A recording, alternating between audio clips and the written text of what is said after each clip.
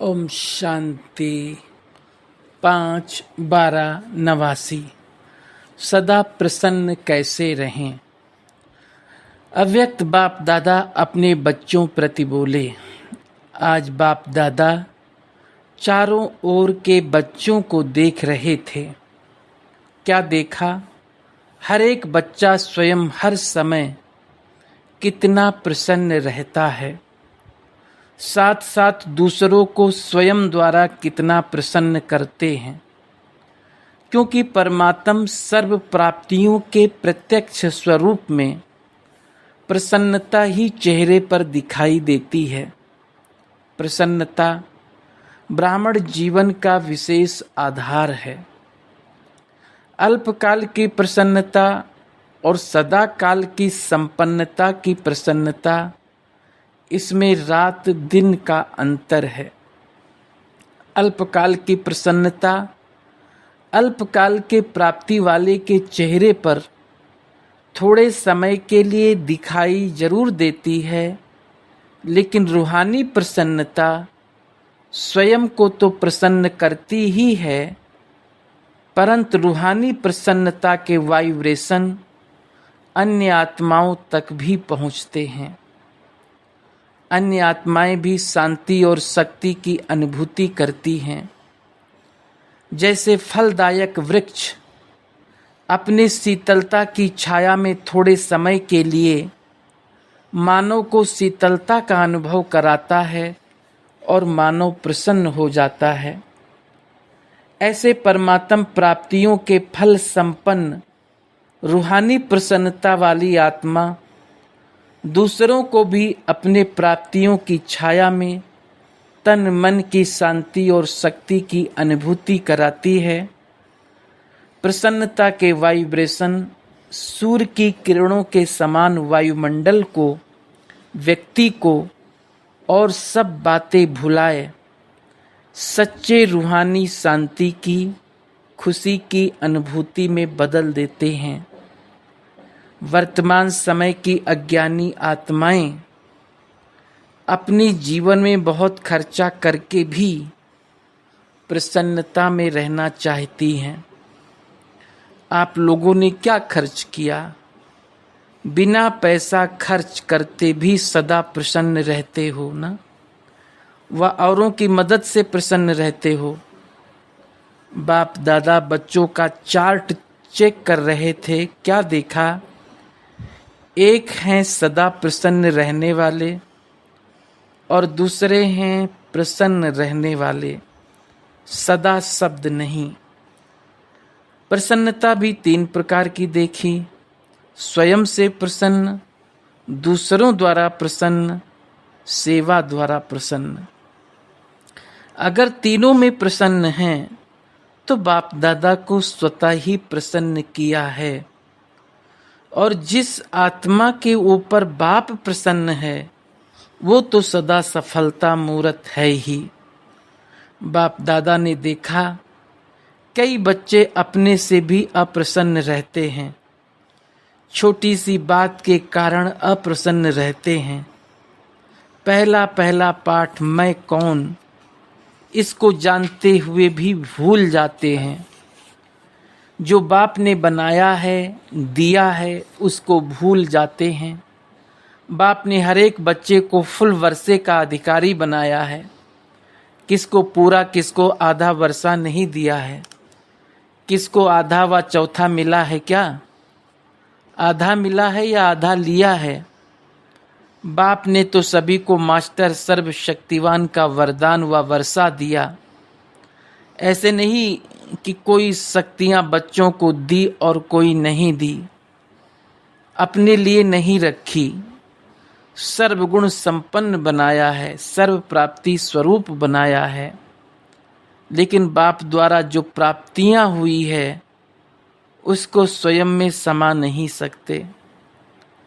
जैसे स्थूल धन व स्थूल साधन प्राप्त होते भी खर्च ना करना आवे व स्थूल साधनों को यूज करना ना आए तो प्राप्ति होते हुए भी उससे वंचित रह जाते हैं। ऐसे सब प्राप्तियां व खजाने सबके पास हैं, लेकिन कार्य में लगाने की विधि नहीं आती है और समय पर यूज करना नहीं आता है, फिर कहते मैं समझती थी कि ये करना चाहिए, ये नहीं करना चाहिए, लेकिन उस समय भूल गया। अभी समझती हूँ कि ऐसा नहीं होना चाहिए। उस समय 1 सेकंड भी निकल गया तो सफलता की मंजिल पर पहुंच नहीं सकते, क्योंकि समय की गाड़ी निकल गई। चाहे 1 सेकंड लेट किया, चाहे 1 घंटा लेट किया, समय निकल तो गया ना।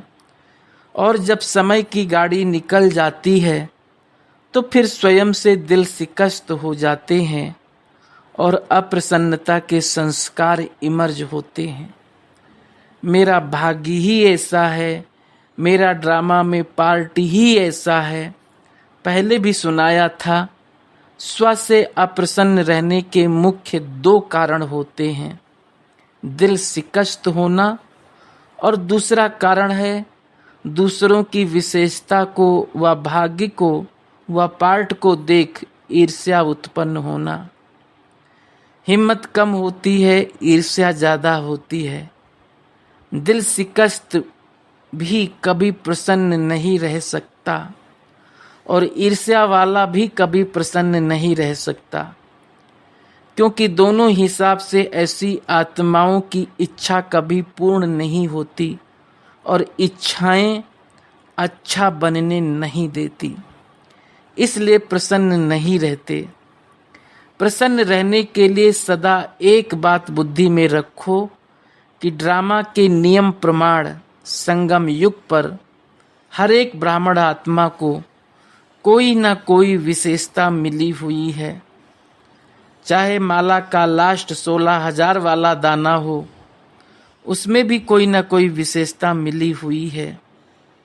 उनसे भी आगे चलो, 9 लाख जो गाए हुए हैं उन्हों में भी कोई ना कोई विशेषता मिली हुई है। अपनी विशेषता को पहले पहचानो। अभी तो 9 लाख तक पहुँचे ही नहीं हैं, तो ब्राह्मण जन्म के भाग्य की विशेषता को जानो, उसको पहचानो और कार्य में लगाओ। सिर्फ दूसरे की विशेषता को देख करके दिल शिकस्त व ईर्ष्या में नहीं आओ, लेकिन अपनी विशेषता को कार्य में लगाने से एक विशेषता फिर और विशेषताओं को लाएगी। एक के आगे बिंदी लगती जाएगी तो कितने हो जाएंगे? एक के आगे बिंदी लगाओ तो 10, दूसरी बिंदी लगाओ तो 100, तीसरी लगाओ तो 1000। ये हिसाब आता है ना। कार्य में लगाना और बढ़ना, दूसरों को नहीं देखो, अपनी विशेषता को कार्य में लगाओ। जैसे देखो, बाप दादा सदा भोली भंडारी भोली दादी का मिसाल देता है। महारथियों का नाम कभी आएगा, लेकिन इनका नाम आता है। जो विशेषता थी वो कार्य में लगाई। चाहे भंडारा ही संभालती है, लेकिन विशेषता को कार्य में लगाने से विशेष आत्माओं की मिसल गाई जाती है। सभी मधुबन का वर्णन करेंगे तो दादियों की भी बातें सुनाएंगे, तो भोली की भी सुनाएंगे। भाषण तो नहीं करती, लेकिन विशेषता को कार्य में लगाने से स्वयं भी विशेष बन गई। दूसरे भी विशेष नज़र से देखते हैं। तो प्रसन्न रहने के लिए क्या करेंगे? विशेषता को कार्य में लगाओ तो वृद्धि हो जाएगी। जब सर्व आ गया तो संपन्न हो जाएंगे। और प्रसन्नता का आधार है संपन्नता। जो स्वयं से प्रसन्न रहते वो औरों से भी प्रसन्न रहेंगे, सेवा से भी प्रसन्न रहेंगे। जो भी सेवा मिलेगी उसमें औरों को प्रसन्न कर सेवा में नंबर आगे ले लेंगे। सबसे बड़ी ते बड़ी सेवा आपकी प्रसन्न मूर्त करेगी। तो सुना क्या चार्ट देखा? अच्छा, टीचर्स को आगे बैठने का भाग्य मिला है, क्योंकि पंडा बनकर आती हैं तो मेहनत बहुत करती हैं। एक को सुखधाम से बुलाएंगे तो दूसरे को विशाल भवन से बुलाएंगे। एक्सरसाइज अच्छी हो जाती है। सेंटर पर तो पैदल करती नहीं हो। जब शुरू में सेवा आरंभ की तो पैदल जाती थी ना। आपकी बड़ी दादियाँ भी पैदल जाती थी, सामान का थैला हाथ में उठाया और पैदल चली। आजकल तो आप सब बने बनाए पर आए हो तो लकी हो। बने बनाए सेंटर मिल गए हैं, अपने मकान हो गए हैं। पहले तो जमुना घाट पर रही थी, एक ही कमरा, रात को सोने का, दिन को सेवा का होता था। लेकिन खुशी खुशी से जो त्याग किया उसी के भाग का फल खा रही हो। अभी फल खाने के टाइम पर आई हो, बोया इन्होंने खा आप रही हो। फल खाना तो बहुत सहज है ना, अब ऐसे फल स्वरूप क्वालिटी निकालो, समझा। क्वांटिटी तो है ही और ये भी चाहिए। 9 लाख तक जाना है तो क्वांटिटी और क्वालिटी दोनों चाहिए। लेकिन 16,000 की पक्की माला तो तैयार करो। अभी क्वालिटी की सेवा पर विशेष अंडरलाइन करो। हर ग्रुप में टीचर्स भी आती हैं, कुमारियाँ भी आती हैं, लेकिन निकलती नहीं हैं। मधुबन अच्छा लगता है, बाप से प्यार भी है, लेकिन समर्पण होना सोचना है। जो स्वयं ऑफर करता है वो निर्विघ्न चलता है, और जो कहने से चलता है वो रुकता है फिर चलता है। वो बार बार आपको ही कहेंगे, हमने तो पहले ही कहा था सरेंडर नहीं होना चाहिए। कोई कोई सोचती है इससे तो बाहर रहकर सेवा करें तो अच्छा है। लेकिन बाहर रहकर सेवा करना और त्याग करके सेवा करना, इसमें अंतर जरूर है। जो समर्पण के महत्व को जानते हैं वो सदा ही अपने को कई बातों से किनारा हो आराम से आ गए हैं। कोई मेहनत से छूट गए, कई मेहनत से छूट गए हैं। तो टीचर्स अपने महत्व को अच्छी रीति जानती हो ना। नौकरी और ये सेवा, दोनों काम करने वाले अच्छे व एक काम करने वाले अच्छे, उन्हों को फिर भी डबल पार्ट बजाना पड़ता है। भल निर्बंधन है फिर भी डबल पार्ट तो है ना। आपका तो एक ही पार्ट है, प्रवृत्ति वालों को 3 पार्ट बजाना पड़ता, एक पढ़ाई का, दूसरा सेवा का, और साथ साथ प्रवृत्ति को पालने का। आप तो सब बातों से छूट गई। अच्छा, सर्व सदा प्रसन्नता की विशेषता संपन्न श्रेष्ठ आत्माएं, सदा अपनी विशेषता को पहचान कार्य में लगाने वाली सेंसिबल और इसेंसफुल आत्माओं को, सदा प्रसन्न रहने वाले, प्रसन्न करने की श्रेष्ठता वाली महान आत्माओं को बाप दादा का याद प्यार और नमस्ते। आगरा राजस्थान। सदा अपने को अकाल तख्त नसीन श्रेष्ठ आत्मा समझते हो। आत्मा अकाल तख्त, अकाल है तो उसका तख्त भी अकाल तख्त हो गया। इस तख्त पर बैठकर आत्मा कितना कार्य करती है। तख्त नशीन आत्मा हूँ, इस स्मृति से स्वराज्य की स्मृति स्वतः आती है। राजा भी जब तख्त पर बैठता है तो राजाई नशा, राजाई खुशी स्वतः होती है। तख्त नसीन माना स्वराज्य अधिकारी राजा हूँ। इस स्मृति से सभी कर्मेंद्रियाँ स्वतः ही आर्डर पर चलेंगी। जो अकाल तख्त नसीन समझ कर चलते हैं उनके लिए बाप का भी दिल तख्त है, क्योंकि आत्मा समझने से बाप ही याद आता है। फिर न देह है, न देह के संबंध हैं, न देह के पदार्थ है, एक बाप ही संसार है। इसलिए अकाल तख्त नशीन बाबा की दिल तख्त नशीन भी बनते हैं। बाप की दिल में ऐसे बच्चे ही रहते हैं जो एक बाप दूसरा ना कोई, तो डबल तख्त हो गया ना। जो सिकीलदे बच्चे होते हैं, प्यारे होते हैं, उन्हें सदा गोदी में बिठाएंगे, ऊपर उठाएंगे, नीचे नहीं। तो बाप भी कहते बच्चे तख्त पर बैठो, नीचे नहीं बैठो। जिसको तख्त मिलता है वो दूसरी जगह बैठेगा क्या। तो अकाल तख्त व दिल तख्त को भूल देह की धरनी में मिट्टी में नहीं आओ, देह को मिट्टी कहते हैं ना, मिट्टी मिट्टी में मिल जाएगी ऐसे कहते हो ना। तो देह में आना अर्थात मिट्टी में आना। जो रायल बच्चे होते हैं वो कभी मिट्टी में नहीं खेलते। परमात्म बच्चे तो सबसे रायल हुए। तो तख्त पर बैठना अच्छा लगता है या थोड़ी थोड़ी दिल होती है मिट्टी भी देख लें। कई बच्चों की आदत मिट्टी खाने की व मिट्टी में खेलने की होती है।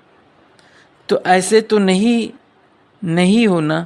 63 जन्म मिट्टी से खेला, अब बाप तख्त नसीन बना रहे हैं तो मिट्टी से कैसे खेलेंगे। जो मिट्टी से खेलता है वो मैला होता है। तो आप कितने मैले हो गए हो, अब बाप ने स्वच्छ बना दिया है।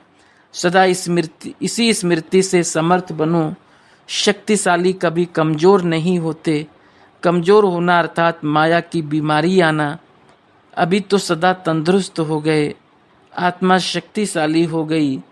शरीर का हिसाब किताब अलग चीज़ है, लेकिन मन शक्तिशाली हो गया ना। शरीर कमज़ोर है, चलता नहीं है, वो तो अंतिम है, वो तो होगा ही। लेकिन आत्मा पावरफुल हो, शरीर के साथ आत्मा कमज़ोर ना हो, तो सदा याद रखना कि डबल तख्त नसीन सो डबल ताजधारी बनने वाले हैं। अच्छा, सभी संतुष्ट होना। संतुष्ट अर्थात प्रसन्न। सदा प्रसन्न रहते हो या कभी कभी, कभी अप्रसन्न कभी प्रसन्न, ऐसे तो नहीं।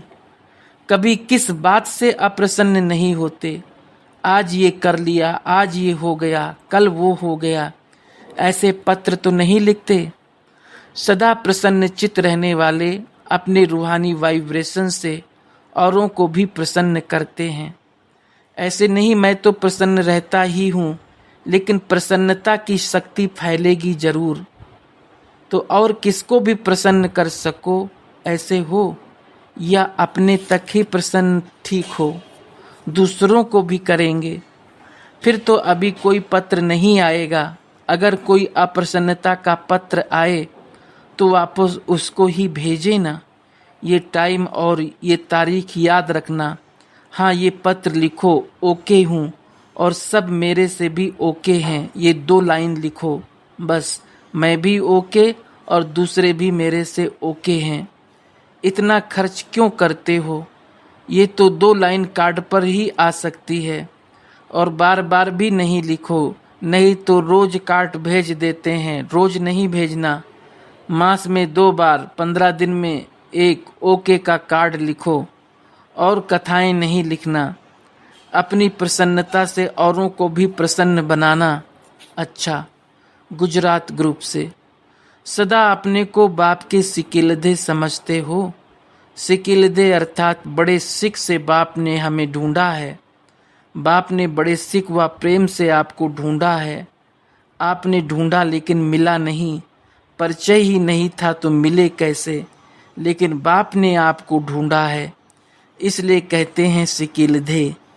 तो जिसको बाप ढूंढे वो कितने भाग्यवान हुए।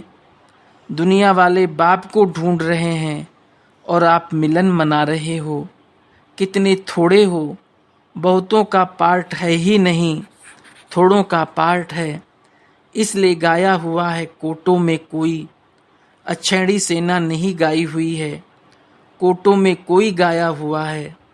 तो ये खुशी व स्मृति सदा इमर्ज रहे, हर कदम में खुशी अनुभव हो।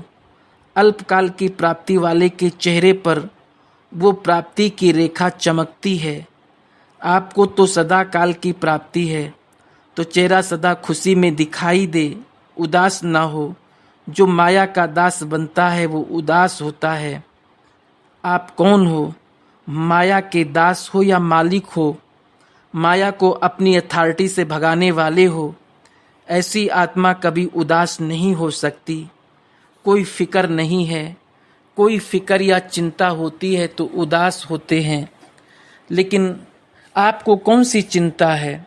पांडवों को चिंता है कमाने की, परिवार को पालना के लिए पैसे की चिंता है।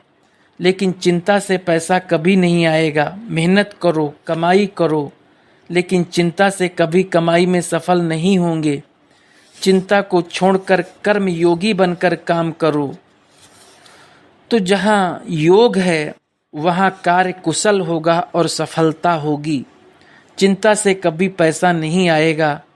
अगर चिंता से कमाया हुआ पैसा आएगा भी तो चिंता ही पैदा करेगा। जैसा बीज होगा वैसा ही फल निकलेगा। और खुशी खुशी से काम करके कमाई करेंगे तो वो पैसा भी खुशी दिलाएगा। वो 2 रुपया भी 2000 का काम करेगा और वो 2 लाख 2 रुपये का काम करेगा। इतना फर्क है। इसलिए चिंता क्या करेंगे। सच्ची दिल वालों को सच की कमाई मिलती है। बाप भी दाल रोटी जरूर देते हैं।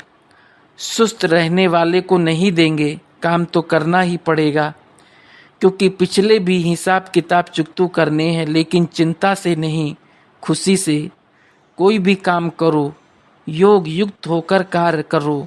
योगी का कार्य सहज और सफल होता है। ऐसे अनुभव होता है ना। याद में कोई भी काम करते हो तो थकावट नहीं होती। खुशी खुशी से करते हो तो थकते नहीं। मजबूर होकर करते हो तो थक जाते हो। बाप ने डायरेक्शन दिया है, योग से हिसाब किताब चुकतू करो। तो बाप के डायरेक्शन पर खुशी खुशी से वो काम भी करो, मजबूरी से नहीं। ये तो मालूम है कि वो बंधन है, लेकिन घड़ी घड़ी कहने से और बड़ा कड़ा बंधन हो जाएगा। माताएं बहुत करके कहती हैं, कब तक हमारा बंधन रहेगा। ये भी क्या बंधन बन गया। ये तो मालूम है कि ये बंधन है, लेकिन अब सोचो कि योग से बंधन मुक्त कैसे बने। ये भी ज़्यादा नहीं सोचो। सोचने से कुछ नहीं होता, करने से होता है। सोचते सोचते मानो उसी समय अंतिम घड़ी आ जाए तो क्या होगा।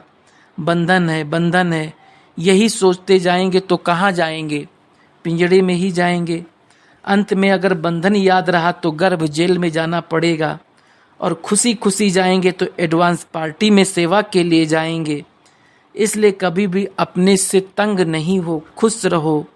ये क्या करें, कैसे करें, ये गीत नहीं गाओ, खुशी के गीत गाओ। प्रवृत्ति वाले तो थकते नहीं हो ना। सेवा समझ कर करो, बंधन समझ कर नहीं करो। सेंटर पर भी आ जाएंगे तो वहाँ भी सेवा के बिना तो नहीं रहेंगे। तो वो भी सेवा समझ कर करो। अपने मन से नहीं बंधो, लेकिन डायरेक्शन से पिछला हिसाब किताब चुकतू कर रहे हो। मजबूरी से नहीं, प्यार से करो। फंसो भी नहीं और मजबूर भी ना हो। हंस हंस के काम करो, जैसे खेल कर रहे हैं। बिजनेस करो, दफ्तर का काम करो, लेकिन खेल खेल में करो। तो खेल में मज़ा आता है ना, खेल में थकते नहीं हैं। तो ये भी एक खेल कर रहे हैं। ऐसी अवस्था सदा रहे। सदा यही याद रखना कि हम स्वयं बाप ने कोटों में कोई और कोई में से कोई को चुना है। बाप ने ढूंढा और अपना बना लिया। इसी नशे व खुशी में रह हर कार्य करते सफलता मूर्त बनते चलो। यही स्मृति वरदान रूप बन जाएगी, शक्तिशाली बन जाएगी। सदा अतीन्द्रिय सुख में रहते हो। अतीन्द्रिय सुख अर्थात आत्मिक सुख। इंद्रियों का सुख नहीं, लेकिन आत्मिक सुख। आत्मा अविनाशी है तो आत्मिक सुख भी अविनाशी होगा। इंद्रिय सुख ही विनाशी है तो सुख भी विनाशी होगा। कोई भी विनाशी या थोड़े समय का सुख नहीं चाहते हैं। अगर किसी को भी कहो 2 घंटे का सुख ले लो और 22 घंटे का दुख ले लो तो कौन मानेगा। यही सोचेगा कि सदा सुख हो, दुख का नाम निशान ना हो। तो अतीन्द्रिय सुख अविनाशी है। इंद्रियों के सुख के अनुभवी भी हो और अतीन्द्रिय सुख के अनुभवी भी हो तो क्या अच्छा लगता है। अतीन्द्रिय सुख अच्छा या इंद्रियों का सुख अच्छा। तो अच्छी चीज को कभी छोड़ा नहीं जाता, भूला नहीं जाता। भूलने चाहें तो भी नहीं भूलेंगे। तो सदा अतीन्द्रिय सुख में रहने वालों के पास दुख का नाम निशान नहीं आ सकता, असंभव। कई कहते हैं मेरे को दुख नहीं होता, लेकिन दूसरा दुख देता है तो क्या करें? दूसरा देता है तो लेते क्यों हो? कोई भी चीज़ आपको दे और आप नहीं लो तो वो किसके पास रहेगी? उसके पास ही रहेगी ना। देने वाले तो देंगे, उनके पास है ही दुख, लेकिन आप नहीं लो। आपका स्लोगन है सुख दो सुख लो, ना दुख दो ना दुख लो, लेकिन गलती कर देते हो, इसलिए थोड़ी दुख की लहर आ जाती है। कोई दुख दे तो उसे भी परिवर्तन कर उसको सुख दे दो, उसको भी सुखी बना दो। सुखदाता के बच्चे हो, सुख देना और सुखी रहना, यही आपका काम है। अहमदाबाद हॉस्टल की कुमारियों से, कुमारियों का लक्ष्य क्या है? ब्रह्मा कुमारी बनेंगी या इंजीनियर डॉक्टर बनेंगी? टोकरी उठानी है या ताज पहनना है? सिर पर या तो आएगी टोकरी या तो आएगा ताज। ताज है विश्व सेवा व बेहद सेवा का। तो जो कॉलेज में पढ़ती है उन्हों का लक्ष्य क्या है? बेहद की सेवा करेंगी या दूसरों को देख करके दिल होगी कि 1-2 साल नौकरी भी करके देखें, पीछे छोड़ देंगे। नौकरी क्या होती है थोड़ा ये भी तो देखें, फिर टोकरी उतार देंगे, ताज पहन लेंगे। ऐसे तो नहीं सोचती हो। ताजधारी तो सदा श्रेष्ठ होते हैं, टोकरी वाले को श्रेष्ठ नहीं कहेंगे। वो तो मजबूरी से टोकरी उठाते हैं। कोई नौकरी करते हैं तो जरूर कोई मजबूरी होगी, या तो मन की मजबूरी या संबंधियों की मजबूरी, या तो मौज है या तो मजबूरी है। दोनों में से तो एक है, क्योंकि समय कम है और समय अचानक ही आना है, बताकर नहीं आएगा। इसलिए कहते हैं जो करना है वो अब कर लो, कल नहीं, परसों नहीं, साल के बाद नहीं, करना है तो अब। हाँ, कोई सरकमस्टांस और जो निमित्त बने हुए हैं उन्हों के डायरेक्शन से चलते हो तो फिर आपकी जिम्मेवारी नहीं। तो कुमारियाँ क्या सोचती हो? हॉस्टल में क्यों रहती हो? घर में भी तो पढ़ाई पढ़ सकती हो, सेंटर में भी आ सकती हो, फिर हॉस्टल में क्यों रहती हो? माँ बाप याद नहीं आते? कभी कभी याद आते हैं, जब बड़ा दिन होता होगा तब याद आते होंगे। अच्छा, बीमारी के टाइम पर माँ बाप याद आते हैं? पक्की हो? अपनी दिल से गई हो? कोई के कहने से तो नहीं गई? अच्छा है, ये भी ड्रामा में लकी कुमारियाँ हो गई जो बचपन से श्रेष्ठ संग मिला है, फिर भी हिम्मत रखी है तो हिम्मत वालों को फल भी मिलता है। माताएं भी कुमारियों को देखकर खुश होती हैं ना। माताएं सोचती हैं हम भी इतने जीवन में आते तो अच्छा होता, लेकिन सबका एक जैसा पार्ट तो हो नहीं सकता, वैरायटी चाहिए। सर्व का पिता है तो कुमार भी चाहिए, कुमारियाँ भी चाहिए, अदर कुमार अदर कुमारियाँ भी चाहिए, सर्व सैंपल चाहिए। पांडव ये तो नहीं सोचते कि अगर कुमारी होते तो टीचर बन जाते, सेंटर मिल जाता। हर एक के पार्ट की अपनी अपनी विशेषता है, हर एक की विशेषता अलग और महान है। एक दो के पार्ट को देखकर खुश रहो, अपने पार्ट को कभी कम नहीं समझो। सबका पार्ट अच्छे ते अच्छा है। अच्छा, पंजाब ग्रुप से, सदा अपने को संगम युगी बेपरवाह बादशाह समझते हो? ऐसे बादशाह हो? पुरानी दुनिया की कोई परवाह नहीं, सदा दिल में ब्रह्मा बाबा समान क्या गीत गाते हो? परवाह थी पार ब्रह्म में रहने वाले की, वो तो पा लिया, बाकी क्या रहा? तो बेपरवाह बादशाह हो, गुलाम नहीं। इस बादशाही जैसी और कोई बादशाही नहीं, क्योंकि ये बादशाही डायरेक्ट बाप ने दी है, और जो भी बादशाही मिलती है वो तो या तो धन दान करने से मिलती है या आजकल के वोटों से मिलती है। और आपको स्वयं बाप ने राज्य तिलक दे दिया। इस राज्य तिलक के आगे सतयुग का राज तिलक भी कोई बड़ी बात नहीं, तो ये राज तिलक पक्का लगा हुआ है या मिट जाता है। अभी अभी राजा, अभी अभी गुलाम, ऐसे खेल तो नहीं करते। बेपरवाह बादशाह, ये कितनी अच्छी स्थिति है। जब सब कुछ बाप के हवाले कर दिया तो परवाह किसको होगी, बाप को या आपको? बाप जाने।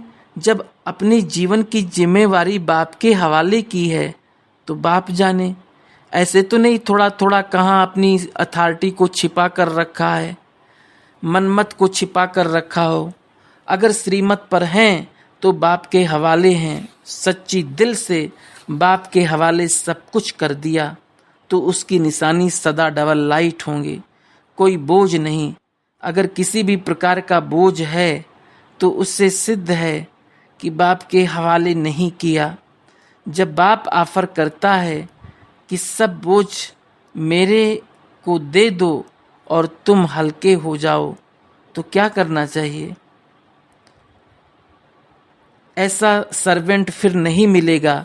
अनेक जन्म बोझ रखकर देख लिया, बोझ से क्या हुआ, नीचे ही होते गए। अब डबल लाइट बन उड़ते रहो, तन मन धन सब ट्रांसफर कर दो। कोई कहते हैं और कोई बोझ नहीं है, लेकिन थोड़ा थोड़ा संबंध का बोझ है। तो सर्व संबंध बाप से नहीं जोड़ा है तब बोझ है। बाप से वायदा है सर्व संबंध एक बाप से, तो कोई बोझ नहीं। आराम से दाल रोटी खाओ और उड़ती कला में उड़ो। कहाँ भी रहते बाप को भोग लगाकर खाते हो तो ब्रह्मा भोजन खाते हो। ब्रह्मा भोजन खाओ, खूब नाचो और मौज मनाओ। अभी मौज में नहीं रहेंगे तो कब रहेंगे? अच्छा, बॉम्बे ग्रुप से। सभी अपने पुरुषार्थ की रफ्तार को जानते हो। मैं कौन हूँ और क्या हूँ, ये दोनों ही बातें जानते हो ना। समय की रफ्तार प्रमाण अपने पुरुषार्थ की रफ्तार क्या समझते हो? समय की रफ्तार तीव्र है या आपकी? समय रचना है और आप रचता हो, तो रचना का रफ्तार तेज और रचता की रफ्तार ढीली है तो उसे क्या कहेंगे? समय को जानने वाले भी आप हो और समय को जानकर वर्णन भी आप ही कर सकते हो।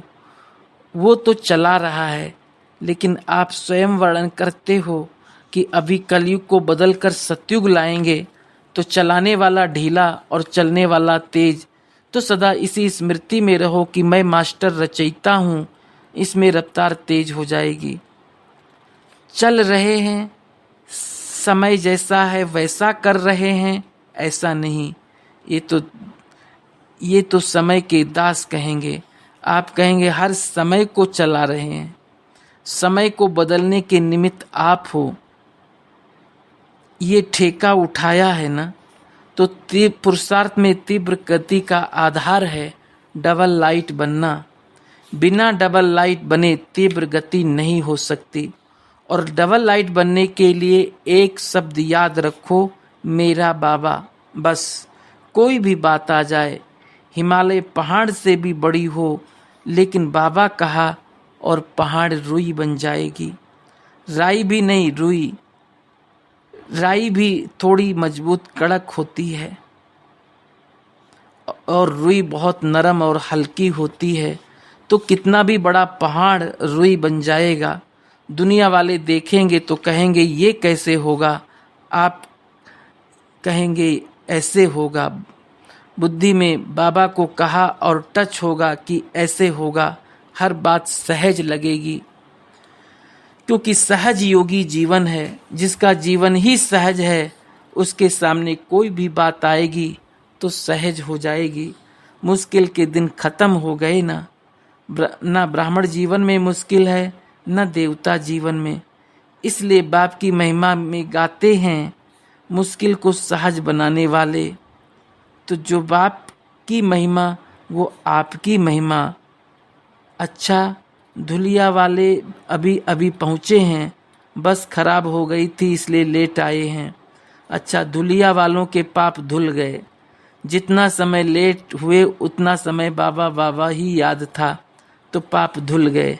जो भी पिछला रहा होगा वो धुल गया। आप तो खुश थे, दुख की लहर तो नहीं आई, ऐसे टाइम पर अचल रहे, इसलिए पाप धुलाई हो गए।